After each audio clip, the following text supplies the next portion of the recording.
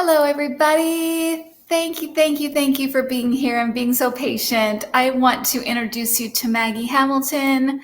Hi, Maggie. Hello, Kim.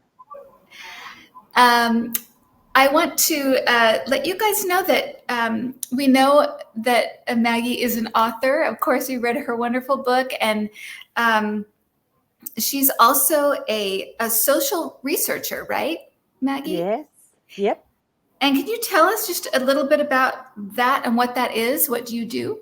Yeah. So, look, most of my working life I've spent in book publishing, and along with working with other authors over the years, I started to do research into different aspects of human life. So, to give you an example, my first book was called What Men Don't Talk About.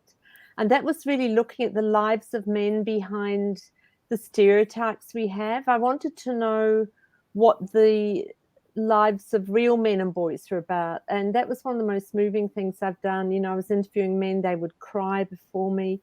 They would tell me stuff they hadn't told anybody else. Because I tried to create a very sacred, I always do when I interview, create a very sacred space with people, you know, when you're asking them, you know, often tricky questions about life and views. And from there, I ended up looking at the 21st century issues that girls are facing and boys. And then my two latest books are on one's on loneliness called When We Become Strangers. And the last one is what happens to our kids when we fail to grow up, looking at our culture, which has become very adolescent in its way of dealing with things and not wanting to step into the wisdom and the empowerment of adulthood and daring to take on the big global challenges rather than wanting either complaining or blaming or wanting others to do it. So, and this is very tied in, would you believe, with the fairies, which will surprise everybody, because my belief is that the spirit caretaker spirits of nature, which is how I see fairies, and there's not one person on the planet who has not experienced fairies, and I can tell you about that in a minute. But the reason we have this connection is because we are connected to the whole web of life, even though we've forgotten it, and it can be as strong in the city as it can be living in the country, which is another myth I like to explode. I live in Sydney in Australia, a city of millions, and, you know, I can connect here as can many. But also that they connect to us to make us whole. The connection is a holy connection, I believe. And holiness is really about what makes us whole as human beings, as spiritual beings. And the reason they do this is not because they've been put on the planet just to, you know, zhuzh us up, but because when we're whole, we can be useful to the planet. And so with it comes a responsibility to find what we're meant to be doing with our lives in way of contributing. And so for me, one of my contributions is the social research, to be able to help people understand each other, to build bridges, and to look at the bits of our contemporary society that aren't working. Because if it's not working for us, it's not working for the planet. It's certainly not working for nature, etc. So everything is connected with the fairies in quite a profound way. Well, it sounds, I mean, it absolutely sounds fascinating. And I can't, it sounds like very, in a way, complex work, but the answers are simple. It's one of those things where it's kind of like the answers are kind of simple. They're all around us, and we have access to them. Absolutely. And I have this belief that the universe, being so wise, never wastes energy. And that's why, even if things are intricate or complex, there is always often a simple path through, because the universe doesn't like to waste energy. Unfortunately, we humans are not quite as good at that as the universe is. Well, and that's one thing I noticed, and I'm sure everybody here noticed in the book, the innocent and playful nature that fairies bring. They bring, but they bring out in the people who come across them, or the people that have encounters with them. And so yeah, it's a fascinating book, and I'm gonna move to our questions, because we do have a lot of them, and if I don't get to them, my people will be mad at me. No, please do. Well, first is my question, which is, how long did this book take to complete? Because when I first came across you and we were introduced by Kay, I think, right? And Lovely Kate. yeah, she's wonderful. I had her on my channel, and she's wonderful. And when she told me about a book about fairies, I thought, oh, well, it will probably be just a little book, and we'll probably. When I saw how long it was, I was like, what?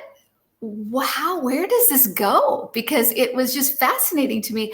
And then this journey that you take us on, with all of the intricate things about nature, and about our kind of our spiritual selves, and all the directions that it goes. How long did it take you to complete this, and how did you know which way to go with it? Because there are a lot of ways there are a lot of paths you could have taken with with fairies. So how did you?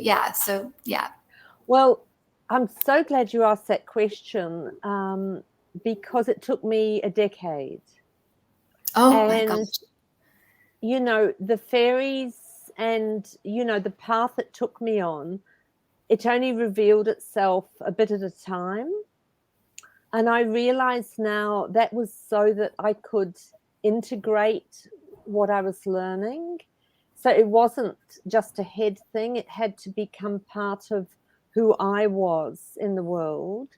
And I don't mean that in an ego sense. I mean making it real in everyday life. And I am a Virgo, Kim. So I do I'm very plugged into making things practical for people, and also finding that simple path, because everybody leads such busy, complicated lives now.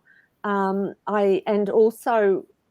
very passionate about, in this area, bringing the mystical relationship with nature, really, is what we're talking about, and the spirits of the caretaker spirits of nature to the cities and towns, as well as the countryside. But the reason why I'm so passionate about the city and towns is because over 50% of the planet now lives in towns and cities. And we tend to have this very negative view that, it's a bit like if somebody works in a corporation, they're not spiritual, but we take our light with us wherever we go. And I do believe our job is to help ensoul cities, and I can explain some very practical and beautiful and simple ways to do that. So yes, 10 years, and then it took another 9 years before I found a publisher. So it was 19 years in all, and I finally, when it was published, I just asked telepathically why it had. I'd written it, and it had been sitting there for 9 years, and various publishers were going to publish it, and it didn't happen. And what they said to me? They said you weren't ready energetically to share this information with the world. And they were absolutely right, because there was that part of me that was thinking, oh, what will people think? I'm a social researcher, and I really love and believe in the fairies. But there was a little part of me that was kind of like, oh, am I going to... how are people going to feel? And by that stage, I was so all those who know me know that this has always been a passion of mine.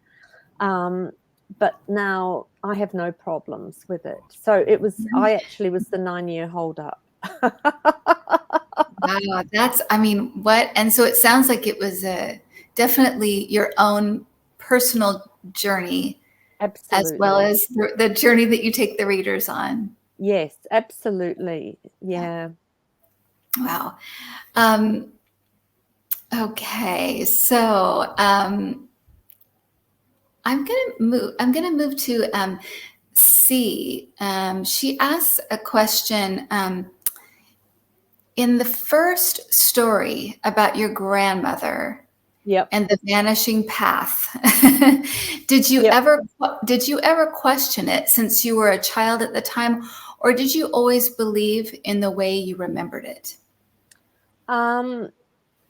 Look, as that little girl, just for those who mightn't have read the book, I start with my Scottish grandmother, because I was born in the north of England and was very blessed to live immersed in a fairy culture, which is of hundreds of years old. These are people who've lived so close to the earth. There is no question to them that they're living amid a much bigger ecology of other beings, which is Mhm. how I see fairies, basically, Right. amongst other things. And so I went into this meadow with my grandmother, and we had to climb over this wooden stile, as they call them in the UK. And when we came to leave, it had vanished. And my Scottish grandmother said, without any hesitation, she said, "Oh, it's the fairies playing with us. We'll just have to wait until it appears." And then it did appear, and we went home. And not a deal was made of it, because that was my childhood. That there were, places we wouldn't go Mhm. because it was known to be a place that was kind of sacred to the fairies, and it wasn't for us to go clumping around in those places. And so I didn't question it. And I I do, looking back at it now as, an adult, um, I believe that the fairies operate in the quantum field, in the dance of atoms, which are all fluid. And so they have the ability to work with molecules and stuff. And I do believe there's a scientific explanation to this, rather than people just go, "Oh, that's just woo woo." There are many things that happen we can't explain, and solid isn't as solid as we think it is if we look at any of the quantum physics literature. So it was just part of a whole series of experiences growing up of wonderment, because that was the space I was in. And yet it wasn't airy fairy. These people had hard lives, and they were very matter of fact in lots of ways. But they were matter of fact about the fairy stuff as much as they were about, what you're having for dinner. Right, Love, right. And yes, it seems like that level of just acceptance is all part of being able to access the fairies or access that yes, realm. There's yes, something about it that just is, and it is kind of like, if you believe it, if you fully wholeheartedly believe it and kind of know it on some level, then you can have yeah, these types of interactions. yes. Um, And the yeah. skeptics would say, "Oh, you kind of imagined it." But a belief in this, or an openness, actually starts to create a bridge. And Mm, it goes back to what we were talking about earlier. Because the universe doesn't waste energy, the fairy kingdom has enough to do trying to keep wounded nature going, right. and they're not put on the earth for us. That's what we've got to realize. They're not there for us, but they Right. communicate with us to draw us back into the web of life. So, Mm, and I think that's really important. And one of the key ways I've also found to connect, is, and this can be done again in the city or town as well as in the country, is to find those places in nature that you love, because you've already got a special connection going there. And then to get to know the plants and trees and bushes as individual beings, and develop a love for them. And really, it's like falling in love, or creating a friendship. You start to really see and hear that person, and a love and an empathy starts to grow. And that's when you start to come into relationship with fairies. And look, most people who have profound fairy experiences never see a thing. They don't see beings with wings. But I did mention that every person on the planet has had fairy experiences. And every time we are in nature and we're in that place where we're transported, you know, perhaps we see a dew falling off a leaf, or a beautiful flower, or a sunset, or autumn leaves, and something inside us just expands. That is the fairy spirits of that tree or that place, the spirit of place, because that's a really important thing for us to work with, starting to create a communication with us. And that's why every one of us on the planet has had that. And how much better do we feel when we've had those experiences? Fantastic.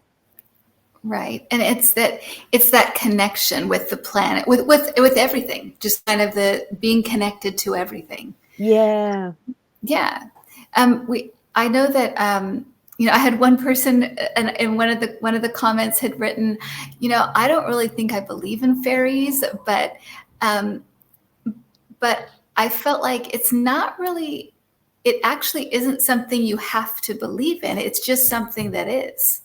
That's right. And to experience. And really what we're talking about is, in a sense, a mystical path. And that's, again, without, sometimes I think people use that word to kind of make themselves feel special because they're feeling a bit lacking. But what we're talking about is immersing ourselves in the mystery of being here on the planet, and the mysteries that are available to us all around us in nature. And another 2 or 3 ways we know we're drawing close is when where we are becomes hyper real. And if I could just tell a quick example, Kim, I was working at that stage for Random House in Australia, and we were very lucky. Our offices were right by the Harbour Bridge. Never had such amazing offices before or since. And outside there was this huge expanse of lawn, and I rushed out from the office at lunchtime, grabbed a sandwich, and went to sit on the grass. There were loads of people around having lunch, mums with babies, dogs. So it wasn't quiet. It wasn't mystical. It was just an everyday lunchtime scene. And as I sat on the grass, it was like I plugged into the cosmic socket. Every part of me was so alive with this electricity. And I looked at the grass, and suddenly it was a green that I have never experienced before. It was like I'd always been in a world of black and white, and suddenly it was color. That was how amazing it felt. But not only that, the life energy that was flowing through me, the only way I can describe it is kind of orgasmic. And it was as if I was experiencing the life energy of every single blade of grass on that huge lawn. And I lost all sense of time and place, and just entered a place of absolute calm, ecstasy, and beauty. And then it was gone. Now, that probably lasted 30 seconds. But while I was in there, it felt timeless. And what it was doing was just allowing me to taste a new sense of aliveness, of being in the world. You take away that charge that you've had, and it kind of gives you that charge to move forward in your life. So this is what I'm talking about. Often it's very quiet, it's very unexpected, but it's also a communication that happens, and then you're not alone. And so there are times, we all have dark nights of the soul, me included. They don't stop. Times when you're feeling sad, lonely, even though you've got lots of love around you. I always go to nature now.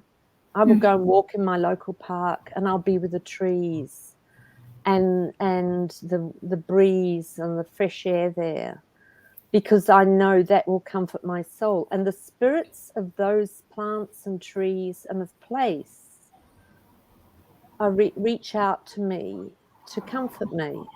Now, I don't see anything. I mean, I have seen things. I don't see anything, but I know, I feel the presence. And most importantly, I feel the love. And the important thing, of course, is for us to give that love back through our appreciation and gratitude. So it's quite profound, but simple. Very, and it reminds me actually, Maggie, of, because we earlier in our book club we read A New Earth by Eckhart Tolle, Oh, and there's, lovely. I do too. I love him. So, but there's an exercise in there, and it kind of reminds me of what, on some level, of what you're talking about, and it's an exercise where you try not to label. And you go into nature and you try not to label, just say, well, that's a tree and and you try to kind of feel and experience the essence of it, rather than kind of making Put it in a box. Yeah, exactly. Putting it in like something you think you already know, and experience it fully. You've got it in one. That's it. Yeah. And I think also, Kim, by being open to what might happen means that your bandwidth widens. So, a wider range of possibilities can meet you. And then I know one person I'd done a workshop here, and she was a young teacher, a brilliant young woman, and we've stayed in touch. And Amy, after doing that, she actually had a communication with a telegraph pole made of wood, but it was neglected. It was obviously, getting towards the stage it would be pulled down. And it communicated with her how sad it felt that it was neglected. And so she immediately emailed or texted to tell me, and she said, I just felt so privileged that it could reach out and tell me this, and to realize that I'm in a world where there's a constant communication going on. And I thought that was a very beautiful thing. So it draws us into connection, into wholeness and usefulness. Yeah, I love that. I love that. I want to go to a question from Carol. So Carol says, I lived in Ireland for almost a year, and some believe that if you go against the fairies, for example, remove a fairy bush, etc., the fairies will cause you harm. Could you comment on this? Look, I haven't experienced that personally, but that is my understanding. And really, it's if we don't think of fairies kind of as separate for a minute, but if we think about ourselves going into somebody else's neighborhood and pulling up a bush in their garden, or scraping their car, or walking in a neighborhood in our city that is known to be dangerous, there are consequences. So, and I think it's cause and effect. And of course, with the amount of stuff we're doing on the planet, it's a wonder any other being would want to reach out to us, because we are incredibly destructive. And we're also, because we're living in such a mundane material world now, we've lost that respect for the sacred, and that not just what we regard as sacred, but what is sacred to others. And of course, this is a huge struggle on the planet for First Nations people, including here in Australia, although we're getting much better. But there's been some terrible examples in recent times of, there was one mining company 3 years ago here, and they destroyed a cave that was 50,000 years old, and they knew it was 50,000 years old. And I mean, and of course, there's been huge consequences for that mine. But of course, that cave is gone now. So, Yes, it is, but it's not about, I don't think, the fairies being spiteful, although there are dark energies in the fairy world, just as there are everywhere. I think it's about cause and effect. So yes, I do understand that harm can happen. I haven't ever experienced it myself, but I think that's right, and that's my take on it, at least. And it seems like if the fairies are there to remind us we're connected, we're all connected with everything. Anything we do to harm anyone or anything, we're hurting ourselves. Absolutely. And we're all connected. And there's a lovely story I came across, which I popped in the book, from Findhorn, you know, that wonderful spiritual community in the north of Scotland. And when it was being set up, and I mean, the communication with fairies, the divas, who are the kind of, you know, head fairy for a species, as it were, they ended up growing 40-pound cabbages and roses that bloomed in the snow, and it was just incredible. Anyway, they're still there. But in the early days, when all this was happening, there was a deeply spiritual man who lived in Edinburgh, and he actually, called Robert Crombie, he actually used to keep a kind of dome over Findhorn of protection and love, you know, to help it thrive. And not a physical dome, obviously, an energetic dome.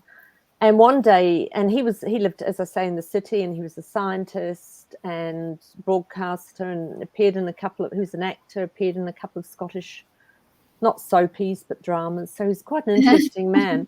And anyway, one day he was going about his work, and then he got this telepathic message that the fairies were furious at Findhorn. So he rang up and he said, "What are you doing down there?" And they said, "Oh, well, you know, we decided to pull this bush and that." But he said, "Hang on a sec." He said, "Have you asked permission?" And they said, "Oh, no, we haven't." And he said, "Well, I'm here to tell you the fairies are furious and you need to communicate with them about it."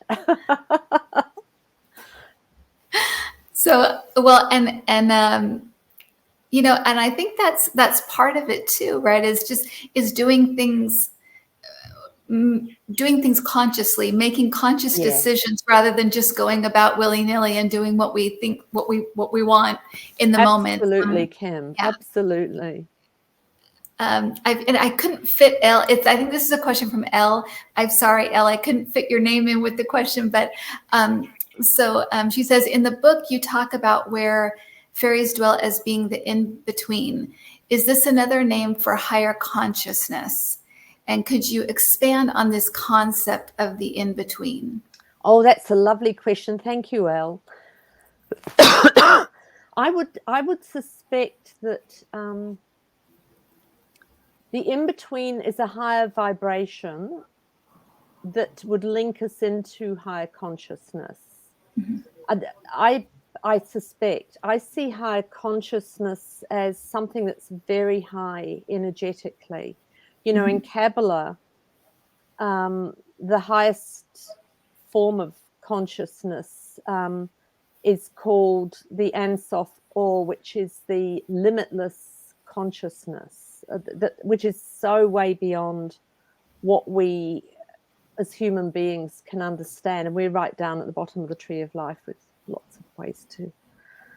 lots to learn before we get up there. So I would say, because high consciousness obviously has levels, mm-hmm. it is a connection into that. Okay. And that's a lovely, but I'm so glad you've mentioned the in-between, because if I could just explain to those who might have got that part in the book, or haven't got the book yet, is that the in-between is kind of like the energetic crossroads, where often we can connect into the fairy realm and other possibilities, because we're in the places that are neither here nor there. So in ancient times, those were literally crossroads at roads, wells, caves. I would say in between places are vortex places. You might talk about Sedona or various other places on the planet. I think places there are definitely in between places. And they're places of great power because, in a sense, they kind of shake us up a bit and can feel a bit uncomfortable because we're not firmly rooted in, we know most of our lives we wander along and we know what we're doing and where we're going, or at least we tell ourselves we are. Sometimes then we trip up on our nose and realize perhaps we're not quite so connected in it as we thought we were at that moment. But you know what I mean? We live with certainty. Well, the in-between places are places that are not certain for us because we stand in the place of all possibilities. That's what the in-between is, the bridge to, the place of all possibilities. Which means good and bad, and so it means wise choice. And so the in-between places we also experience in life, I've come to realize. So, we might have a breakdown of a relationship. We might, lose our job or, have a loss of some other kind. And then we find ourselves in a very uncomfortable place. And that is an in-between place because suddenly there's no certainty about our job, about our personal life or whatever. But it is actually a place of great power. And the way to navigate it is to be very still, to have times, a lot of silence if we can, and to ask for the signposts, because the natural impulse we have often is to just rush ahead, fill the void. And what I like to do is I like to ask for the signposts, and I ask to be pointed towards my highest good. Not what I'm, perhaps not necessarily what I'm desiring, although I might whisper that to the Great Spirit, hoping that might align with the higher good, but asking ultimately for what is my higher good. So in the fairy context, these are places where if we talk about our relationship with nature as a constant bridge building exercise until we build a really firm bridge, this really gives us, it's like, let's say you've only built a 20th of your bridge. This is probably going to get you to, it could get you to 60 or 70% there, or it might get you the whole way there. It gives you the opportunity for a quantum leap forward in those spaces of connection. And, because we can talk telepathically to trees and plants and stuff, and just ask them a spiritual question, and we will get often very high, wise questions back. And that's kind of entering the in-between too. That's fascinating. And I'm going to bring the chat in a little bit because people are having questions in the chat. Marie Olga asks, what can we do to help them with climate change? Beautiful question. Well, we talked a bit about the fairies being the spirit of. So the fairies are the living essence of a plant, a tree, a rock, in fact, of every living thing. And when I say every living thing, I mean all those things we see as inanimate, because everything is part of the dance of atoms on the planet. And so that also is a spirit of place.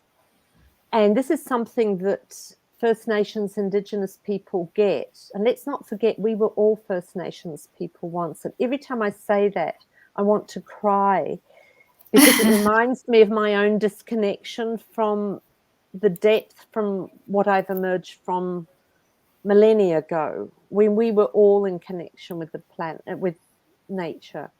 So what we can do is, obviously we can do, if we might be tasked with doing something bigger for climate change, we can do all the obvious stuff like recycling, etc., planting trees, etc. But another thing we can do is actually tend the spirit of the place where we live, the place that nurtures us. Now, I now live in an apartment in Sydney, and a group of us in the building who are very involved with ancestral healing, we have a group, and we meet every month about that. Part of that is also looking at how we can tend the spirit of this place that nourishes us. And so we try to loop in the elderly. We do stuff with the gardens. We have a huge recycling in the building, waste food, everything. Stuff going to refugees. Now, you might think, well, what has this got to do with climate change? If we were all to tend the spirit of the place in which we live, draw our community back into connectedness, take care of the gardens and plants around us and continue to plant more and to take care of it, we have created a healthy ecosystem. Right. On the planet. Right. Which is a human ecosystem, our plant ecosystem, our fairy ecosystem, etc. So tending to the spirit of our place, and we might even want to have a little very sacred place there, which we can do kind of under the radar with perhaps a little group of stones or just something very tiny where we might meditate there or pray there or send love there as the focus of the vibes that can go out to that community and bless and nourish. And so if we can each take care of our own spirit of the place, we are helping with climate change because we're creating wholeness where we live. I love that. And it's such a beautiful idea. And it's also doable. You know, I think that when we think of climate change, we think, well, the problem's so big, so what I have to do is out there. And really, it's such a great idea to put into people's heads that it can be right exactly where you are and where you live. And you're right. If everybody did that, we'd be living in a different world right now, we right? would. And it is so nourishing, Kim, because as you start to do this stuff, and, you know, we have jumpers going off to, because it's getting cold in the northern, as you know, obviously we're finally getting some summer after months of rain. We've got jumpers, for instance, going off to Sri Lanka because, you know, the political situation's bad there. For the ladies who work in the tea plantations because they get up before dawn and it's very cold when they pick those leaves for our tea. And it's so nourishing when we were putting those bags of jumpers together because you're humbled to think these women are living in very simple circumstances to get up in the mist to pick leaves for our tea. So we're sending them these beautiful warm jumpers so that they will be warm when they're doing that. So the nourishment spreads in tiny ways across the planet. And it was just a box of jumpers, but it was one box of jumpers they wouldn't have had otherwise. What a great story. What a great idea. And what a great, it's such a great example of the kind of things that we can do that you're right. It seems like in the big world, it seems like a small gesture, but it's meaningful. It has such meaning. Oh, that's great. So let's see. Mary says, the first-hand accounts are so compelling in the book, but the one that stuck with me was Despina and her apple tree. Did this connection arise, in your opinion, because of the fairies, the tree, or because of the spirit or consciousness of the tree itself? Or are they sort of one and the same, blending into each other? I think it's the last one. I think it's the blending into each other. Mm-hmm. And, you know, trees are absolute gateways to higher consciousness. And for any of the your beautiful audience, Kim, or yourself, if you've had done any shamanic work or just read about the shamanic paths, hopefully with somebody sensible, because there's a lot of people out there who are not remotely sensible about this work. What we do when we do shamanic travel, we travel up and down the tree of life. If we look at the Scandinavian ancient spiritual traditions, we had Yggdrasil, the tree of life. When we want something or we're concerned about something, we say touch wood. And that was because people would go to their tree in ancient times that they felt a relationship with. And of course, I don't know how many of you got to read Enid Blyton's books when they were growing up. It might have been more a British thing, but one of her books was called The Faraway Tree, and the children would venture up this vast tree and they'd meet fairy figures. And at the top of the tree was this cloud. And on top of the cloud, different worlds would come and go. And sometimes they'd get stuck in a world that wasn't so good for them, etc. Right.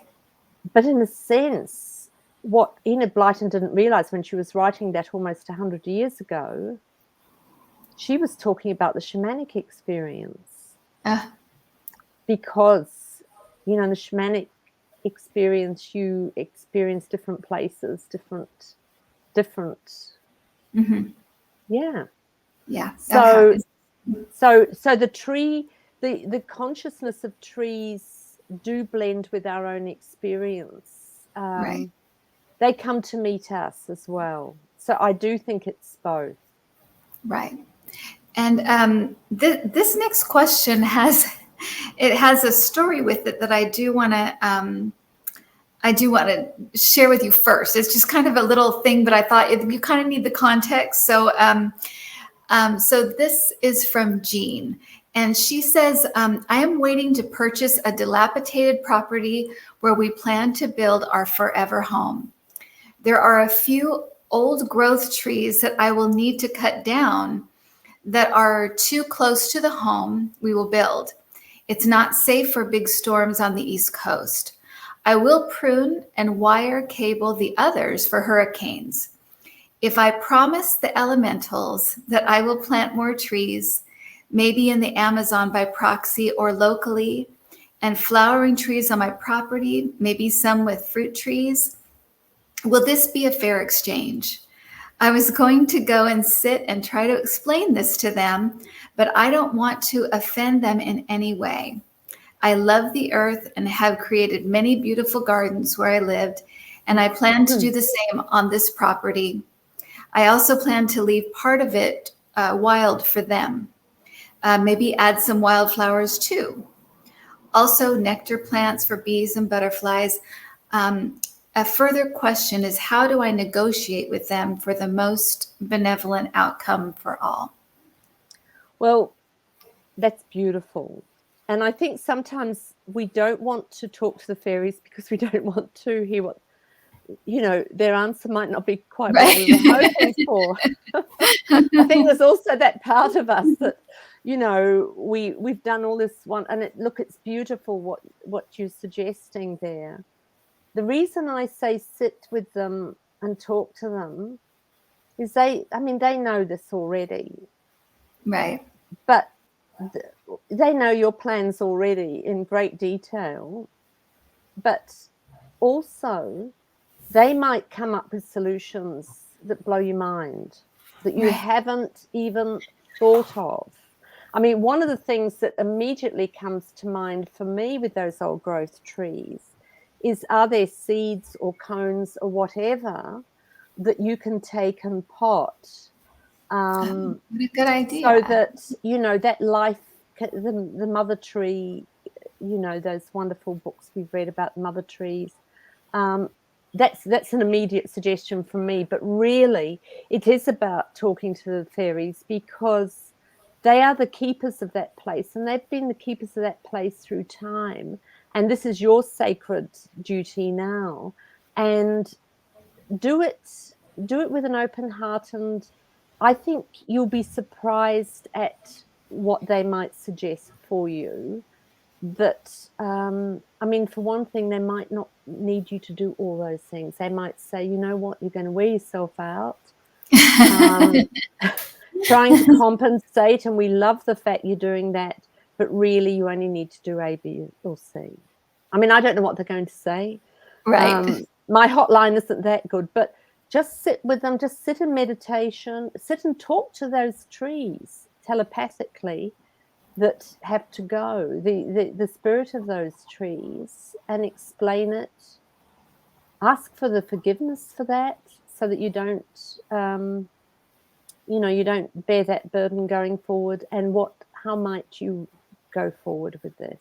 Because they might even suggest a better way of removing them, or, I mean, there is so much knowledge we have and wisdom we have access to when we sit in silence with it.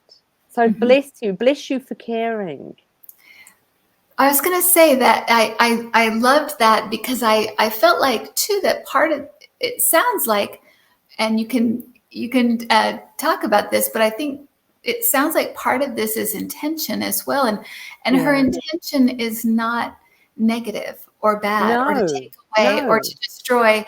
It really is to try to do things in the most respectful and caring way possible. And so I think that has to count for something, right? Because she's not just going, just destroying everything because she wants to have a nice house. And she's really, really thoughtful about this. And what I also love about it is that she is already a tender of the spirit of place, which is what we were talking about earlier. This is what we're talking about when we're tending the spirit of place. And let's not forget that sooner or later, dust to dust, ashes to ashes. This is the way for all of us, as we are absorbed back into, the vast cosmic journey, to reappear. Who knows? I mean, I have ideas, but it could be completely wrong. But we will always remain the dance of atoms. Right. And nature gets that as well, far more so than we do. Right. That constant recycling, right? Yeah. Okay, let's see where we are. Okay. I thought this was a good question. Sarah asks, in your book, we come across many personalities among the fairies. Some are sort of mischievous, some are loving, some playful. Is it the place that determines the personality or the people?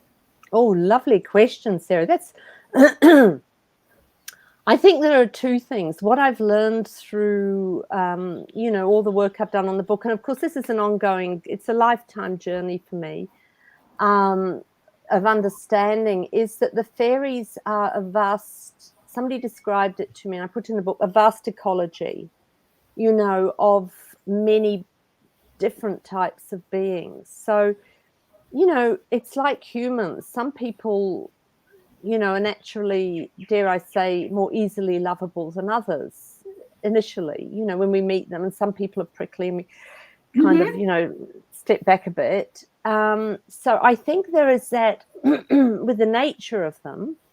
But I also think it's how we interact with them, and also the experience they've had previously. And Robert Crombie, who I mentioned previously in relation to Spindhorn, and I've included this in the book, he tells of a story where he goes to this dell in Scotland, and he meets the king of the fairies there, or elves, I think, and they don't want to have anything to do with him. They are molten angry. And he's thinking, well, I've just arrived here and I'm respectful and all this. But then he sits and listens to their pain at what was being done. And this is like, almost 100 years ago, I think that experience would have taken place. And then everything calmed down and they came into a place of love together. And he really his heart, Rock's heart opened to what these beings were telling him, to understand their pain. And I thought that was such a profound thing. I had to put it in the book. So I think it's a collection of where we're up to, experiences in the past, if you like, if I can say the DNA of that particular, for want of a better expression, that spirit of nature. So it's a complex thing. But however we find them, it's like human beings. You know, we can warm up a relationship, and we do that with love and just like we would on a human level. Love, respect, demonstrating that we're genuine about what we say we're doing, because of course as humans we're very good at saying stuff and not following through, and that's something the fairies are very conscious of, that we don't, you know, we're not keeping our word. And fairy tales are full of that, you know, beyond the superficial stories. You start to get the fairy lore, that one's word is one bond, etc. Yes, great questions. I really like that question as well. And so T asks, in the story about the girl who went missing, playing with the fairies because she was unaware of time, can you explain if she actually disappeared into another dimension, or and can humans? Is it a place humans can visit? I think that it's that Tia is asking if she actually literally disappeared, or if it was more her state of mind that she you know, in her imagination and her moving into this realm with the fairies, that she just, in her, you know, she did vanish because they were looking for her from memory for a couple of days. Oh my God! But from her perspective, and this happens a lot with people, and this is really fascinating. I'm so pleased you've asked this question. She didn't leave the space she was in. She experienced it as a higher vibration. How about that? So she was there, but she couldn't be seen. Is that what you're saying? That's right. And that's why most fairy folk, I think we don't see them. That's actually, while I haven't really, you know, gone into the UFO thing a great deal, but I know now NASA and people, organizations are putting money into try and seeing aliens. Right. And Spirit has said to me, you know, they're around us. They just don't want to see us because they don't particularly care for how we, you know, behaving on this planet and space junk around the planet. So if I can explain that, I'm so glad you've asked this question, because one of my dear friends who I mentioned in the book, Bob Crombie, he has worked in nature all his life, and particularly this one park in the south of Sydney, very dense kind of wilderness, beautiful. And he knows the sacred places there, the vortexes, all sorts of stuff. And there are places, he takes people on night walks, like at midnight, into the park, where you do experience other dimensions. And what is interesting is that you can tell this is going to happen because weather events happen. This is what Bob says, and I have seen it, where two events shouldn't happen together. So it's windy or breezy, but the mist is descending. Now, you don't have mist with breeze because breeze blows mist away. So now I haven't experienced this next bit, but I have interviewed a number of people who've been with Bob who have, scientists, mums and dads, artists, variety of people from all walks of life. And they talk about suddenly they can feel that electricity. That's one sign, when you can feel that electricity, like I did when I was sitting on the grass, having that rather electrifying lunch. Right. So you can feel the vibe change, and the colors changed in this place. And they change to, like, you know, people who wear khaki outfits, like soldiers and other people like to wear it as a fashion thing. a mottled world was how they described it. Everything, so the same trees, the same bushes, the same path was there, but suddenly it's mottled. And then they start to see little figures who very much mirrored the plants and flowers there. And because Australia is a very dry land, it often looks like kind of spiky nuts and things like that. Anyway, and then it changed again, and it was a sylvan world. And they said there was actually fairy lights strung up. There were fires and little figures sitting around fires talking and going about their business. And they weren't at all fazed by the humans because they don't expect us to see them. Right. And this blew my socks off when I found this out. And I have another account in the book from somebody else who had a vineyard in the States, and one of her experiences there in the vineyard where she was in exactly the same place and ended up in a golden version of that, with all the vibratory stuff, etc., happening. Right. So this is really an exciting question because we always think fairyland is somewhere different. And it is vibrationally, but not necessarily totally geographically, if that makes sense. So you're still you're still standing on the same path looking at this or wherever it's happening. Right. But the vibrations have lifted that have enabled your sight to experience that at a new level. Now, in the US, one of my favorite places is the Great Southwestern Deserts, which is one of the most sacred places on the planet, I believe. And, you know, I've been a few times and could always go again. And there we have the Pueblo peoples, the Anasazi, in the cliff dwelling, the beautiful cliffs or mesas. Mm-hmm. Hundreds of years ago, these Native American Pueblo people built like villages in the cliff walls because for safety reasons, because of other tribes and what have you. Hundreds of feet up from the ground. You've got whole villages carved into the clay there. And across hundreds of miles, these Pueblo peoples disappeared at the same time.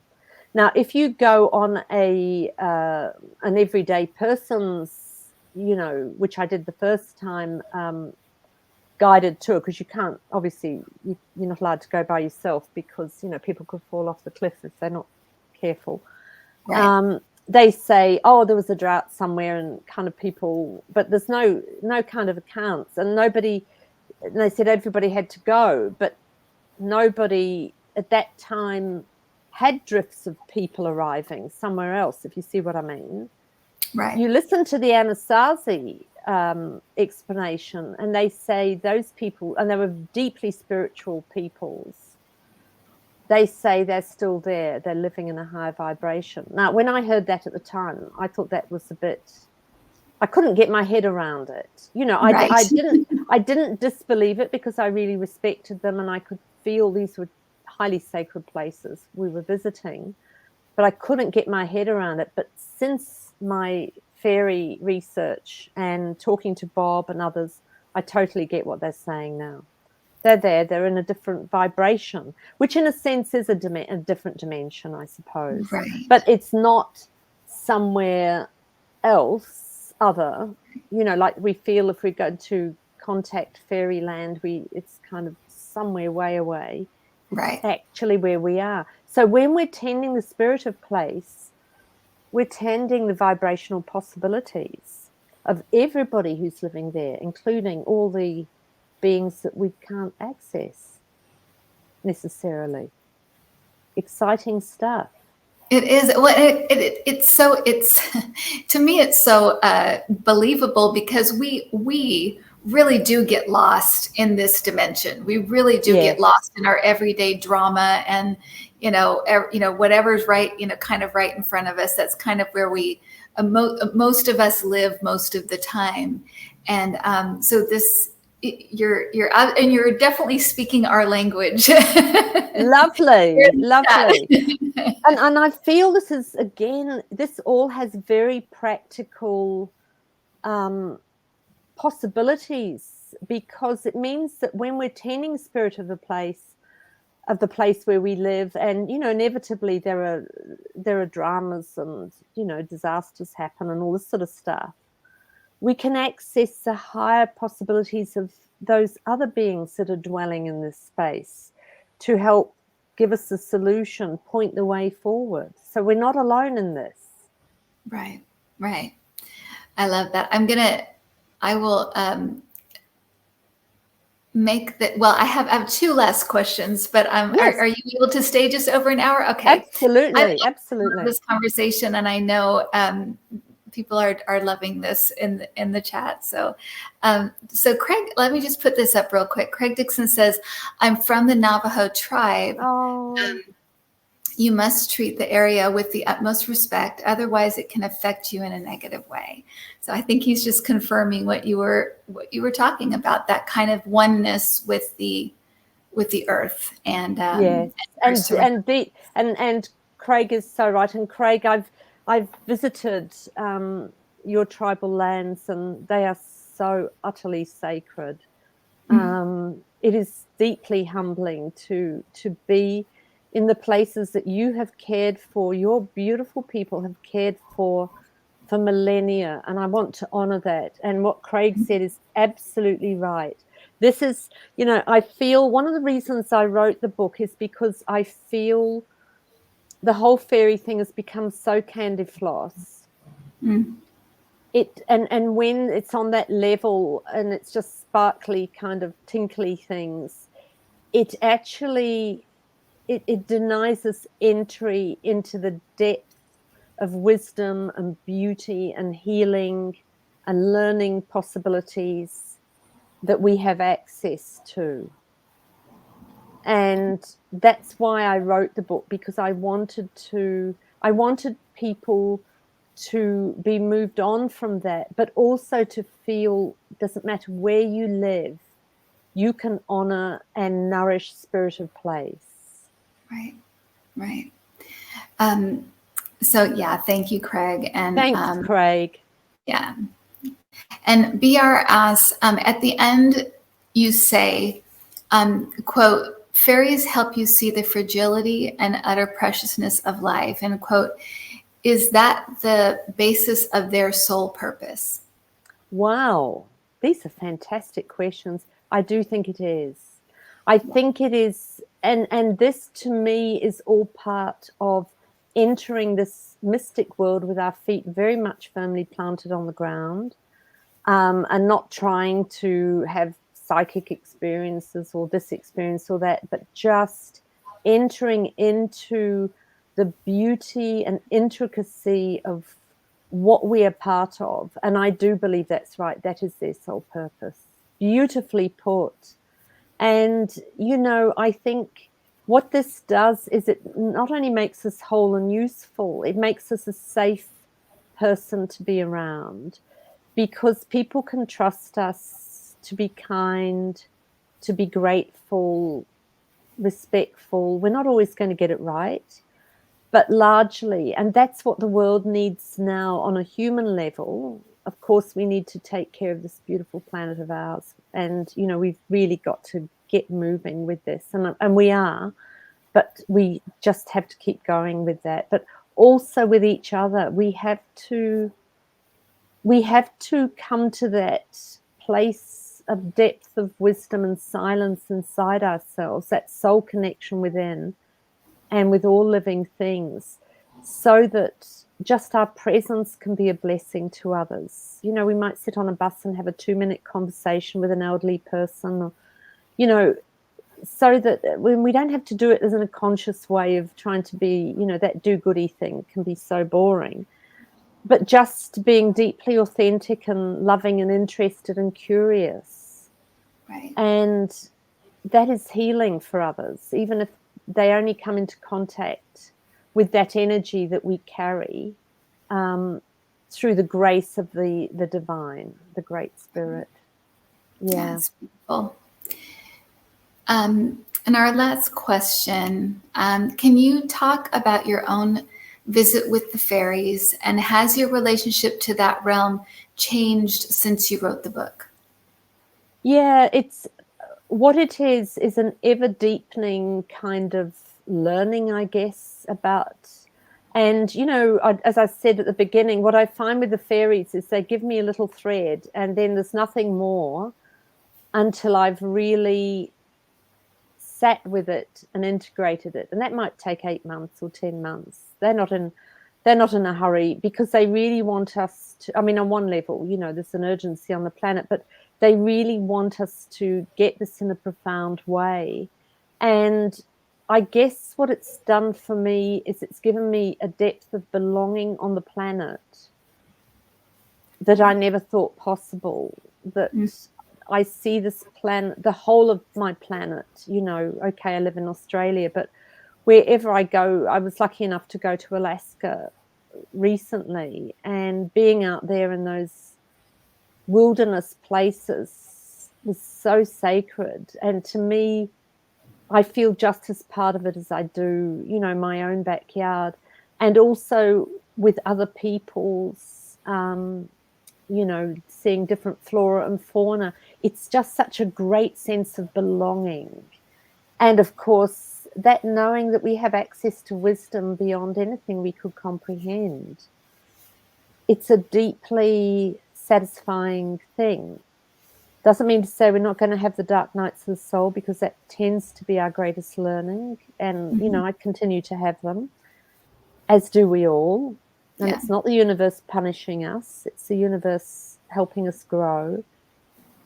But to know that we're not alone in this. And I have to say, the spirit of place is something I've been working with more recently in the last 2 or 3 years. And, you know, again, our First Nations people like Craig, they get this stuff. They totally get it. Right. There's something nourishing about nourishing those around us and the land. We call it country here in Australia. Our Aboriginal, our First Nations people call it country. And the first thing they do is, if you go to different places, they welcome you to country, Right. to the spirit of their place. Yeah, beautiful. Yeah. And Jean would like to know, do you have fairies in your apartment? We do. I have to tell you, Jean, growing things on a balcony is a huge challenge, and some things flourish and some things don't. And I'm always talking to the fairies about it. And I can hear them laughing because, you know, I have to be honest, 50% of the things that we plant and try to nourish seem to die on us. But, you know, it is that whole balcony thing, which is a bit of a challenge. But I live in a very green part of Sydney, so I'm out there. I feel the fairies more in all the parks around me, and we've got a very green city with lots of very old trees around us, and that's where I feel the fairies the most.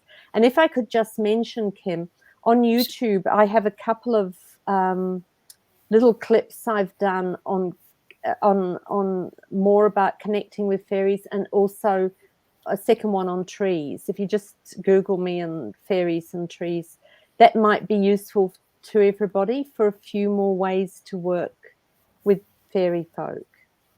Oh, great. And I will, if you send those links to me, I'll put them in the link for this chat. Oh, and thank you so much. Yeah, because I think they would love that. And so Maggie, I just have to tell you that my club, the Intuit Club, has heard this story before, but I thought you'd find it really interesting. So I do a lot of orb work, where I work with orbs, and I'll call them in. Wonderful. But one night I was, I don't know why I think I had read something about fairies that day or something. And I asked the orbs, and they kind of, you know, they're circles, so they kind of go around, and I asked them, can you show me a fairy energy? And they all of a sudden got super tiny and started kind of buzzing around, almost like little bees. Oh, And there how were just tons of them, and they were beautiful. flying towards me and around me, and it was the most fascinating thing. But I shared that with my club, and they just thought that was And a a number of crazy. people, they describe their fairy experiences as them being like little bees. Yeah, so there is How a marvelous. fairy energy. Yeah, and I've seen it. fairies can manifest physically to us. But Yes, I think if we stop, sometimes we get so caught up on wanting to see this little winged figure, we right. miss all the other prompts we're getting. But definitely some people do, of course, Yeah. up to kind of Yeti figures, which I've Yes. mentioned in the book. There's all sorts. Right. It's a big kingdom out there of fairies, but I love that. How wonderful. Yeah, isn't that funny? So, well, thank you so much. I mean, Maggie, this has been such a fun and just I think a really, somebody said it was a very practical conversation. And I Oh, thought, for lovely. talking about fairies, it really, really is because, you know, it is, it's about the earth and about our connection to it and connection to each other. Yeah, I really thank you for coming. And I wanted to just let you know, people, Deanna says, I'm so appreciative for this conversation. Thank you, Kim and Maggie, and to all the thoughtful members. Oh, So bless I'll you leave you with all. that. And All right. Well, particularly you, Kim, for making this possible for us across the world. Aren't we blessed? you're so welcome. It's my pleasure. And yes, absolutely. We have, our community, we join with other communities, and it's just beautiful because I think people really need each other right now. Yes, But we talk about absolutely. things like this a lot. So I really, really thank you for coming. And Carol says, thank you, Kim and Maggie. Oh, And let's see, thanks, a great talk. And Jean says, such a sweet conversation. Thank you so much. So oh, thank you again, Maggie. Thank you so much for doing this. It's been such a pleasure. Thank you, it's Intuit made Club. my day. Oh, good. Well, thank you so much. And thank you, Intuit Club, for coming and for participating. Yeah, what a great book. And it's going to be one of my go-tos. I think I'll be going back to it again and again and again. Oh, So bless you. Well, go well, all of you, and Kim, just huge blessings for holding this space for the rest of us, darling. thank you. Thank you so Thank much. My you. pleasure. My pleasure. Good night, everybody, or bye, everybody, whatever time zone you're in. I'm going to sleep, but you guys enjoy your day. All Thank right. you. Bye.